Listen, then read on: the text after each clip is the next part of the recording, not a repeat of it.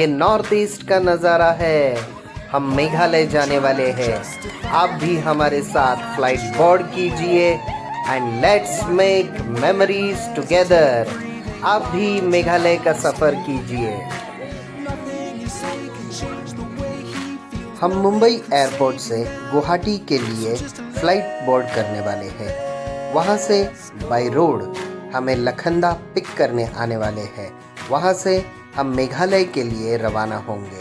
वहाँ शिलांग हमारा सबसे पहला स्टॉप है। बच्चों को अभी से ही काफ़ी भूख लग रही है और ये कोविड की प्रिकॉशनरी मेजर्स तो देखिए, हमें किस किस कपड़ों में यहाँ फ़्लाइट में बैठना पड़ रहा है। ये है हमारे लखनदा जो हमें पूरा टूर करवाने वाले हैं। शिलांग के उमियम लेक पहुंचते ही हमने बढ़िया सा खाना खाया है। बच्चों ने होटल में लगे झूलों का काफ़ी आनंद लिया है। यहाँ से हम उमियम लेक की तरफ जाने वाले हैं। उमियम लेक शिलांग का काफ़ी रोमांटिक सा स्थल है। यहाँ हमने भी थोड़ा रोमांटिक होने की कोशिश की है।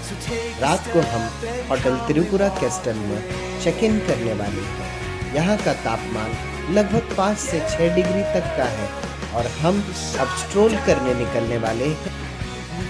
ये पुलिस बाज़ार है शिलांग का काफ़ी महत्वपूर्ण मार्केट शॉपिंग के लिए और खाने के लिए, अपने स्ट्रीट फूड के लिए काफ़ी फेमस है। आप चाहे मोमोज कहिए, कुछ चाउमीन कहिए या कोई चाट कहिए।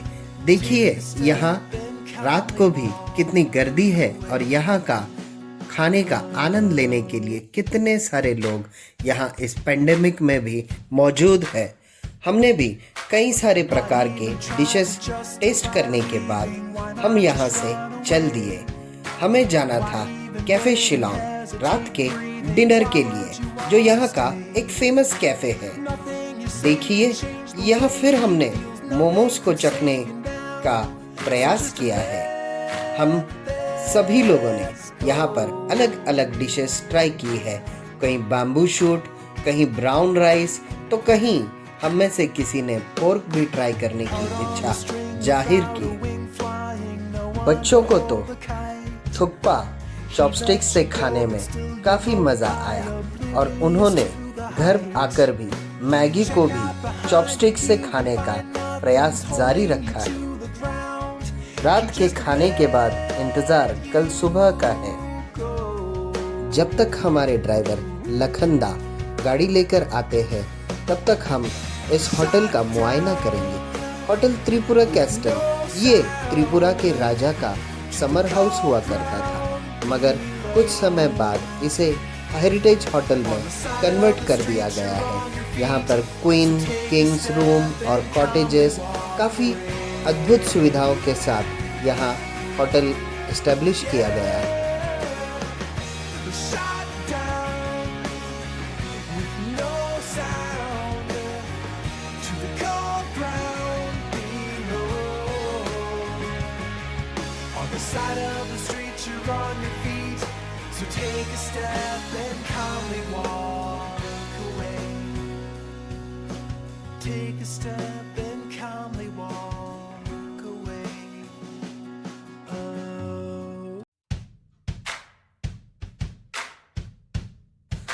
काफ़ी हेल्दी ब्रेकफास्ट के बाद हम चल दिए हैं चेरापूंजी सोहरा के लिए। काफ़ी कम लोग जानते हैं चेरापूंजी का दूसरा नाम सोहरा है। मेघालय में कई सारे वाटरफॉल है।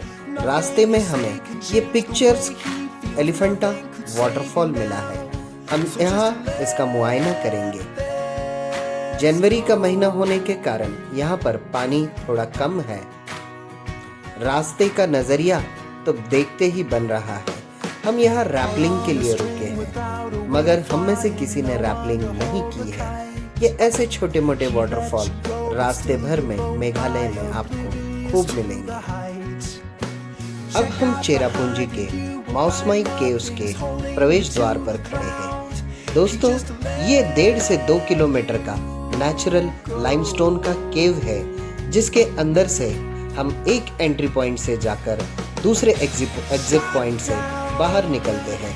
इस तरह के कई सारे केव्स मेघालय में मौजूद है, मगर यही एक केव है जिसमें अंदर जाने का एक रास्ता है और बाहर जाने का दूसरा रास्ता है। हम जब इस केव के अंदर स्ट्रोल कर रहे थे, यहाँ से गुजर रहे थे, काफ़ी छोटे छोटे रास्ते थे और हम इतने लकी थे कि यहाँ पर एक वेब सीरीज़ की हॉरर शूटिंग हो रही थी, जिसके कुछ अंश हमें और बच्चों को देखने मिले। दोस्तों, ये जो लाइमस्टोन केव्स है, ये बस ठीक उसी तरह के केव्स है भारत में, जो थाईलैंड में कुछ साल पहले एक फुटबॉल की टीम अटक गई थी और जिसे निकालने के लिए पूरे दुनिया भर के लोगों ने मदद की थी। इस तरह के केव्स भारत में भी है, ये जानकर मुझे बहुत खुशी हुई। बारिश के दिनों में यहाँ अंदर से पानी गुजरता है। नॉर्थ ईस्ट काफ़ी खूबसूरत है, हमें इसे ज़रूर देखना चाहिए। यहाँ का कल्चर भी काफ़ी अद्भुत है, ये कई सारे प्रोग्रेसिव स्टेट्स से भी आगे है। यहाँ पे डाउरी नहीं होती, यहाँ पे जेंडर इक्वालिटी काफ़ी है, यहाँ के लोग काफ़ी फ्रेंडली है। देखिए,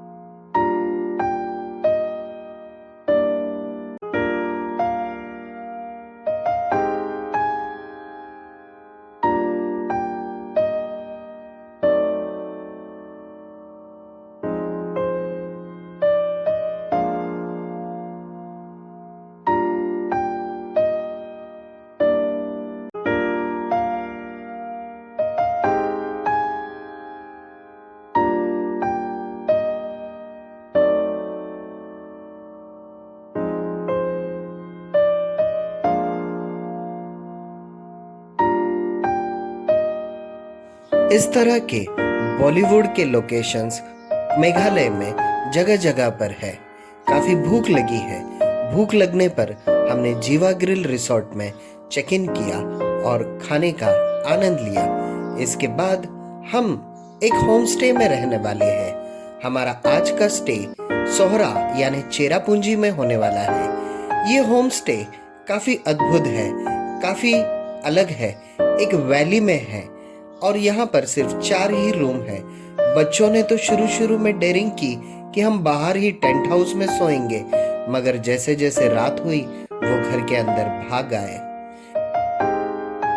कास्केड होम स्टे के बालकनी से वैली, क्लिफ और वाटरफॉल का व्यू देखते ही बनता है और इसी क्लिफ पर हमने कुछ जानलेवा सेल्फी खींचने की कोशिश की।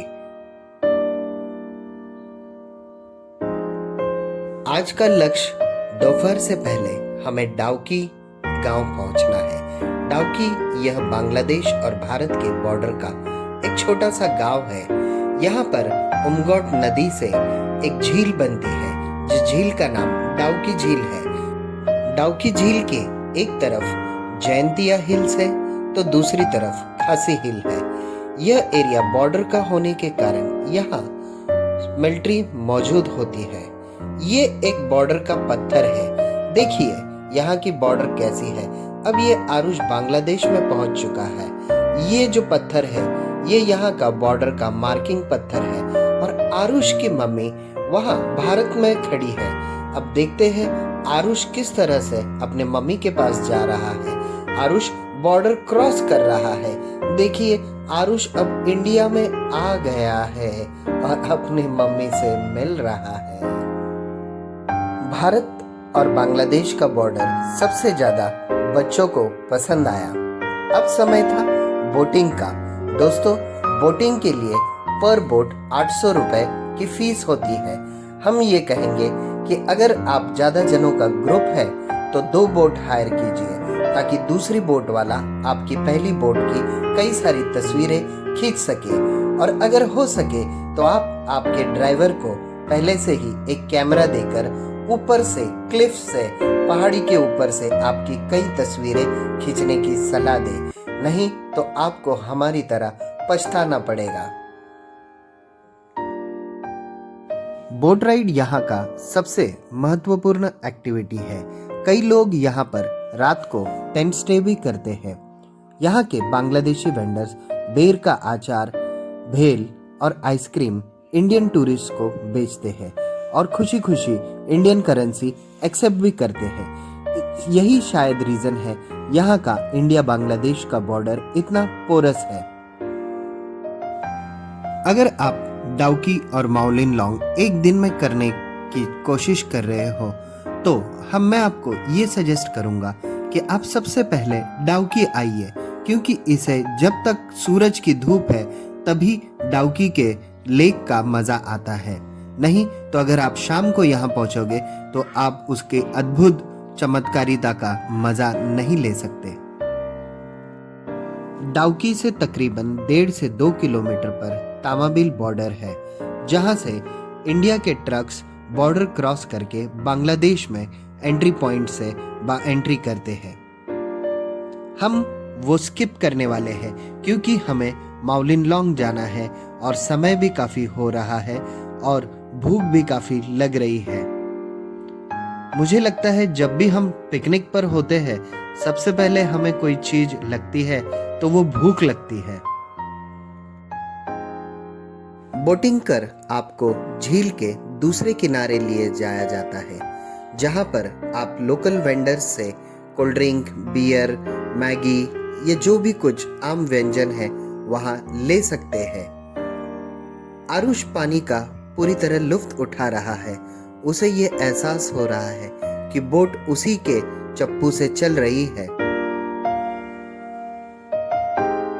और मुझे ये एहसास हो रहा है कि हमारी बोट हवा में चल रही है। देखिए, आपको भी ऐसा ही एहसास होगा कि पानी में नहीं बल्कि हमारी बोट हवा में चल रही है। एक बहुत ही सराहनीय और प्रिस्टीन अनुभव है।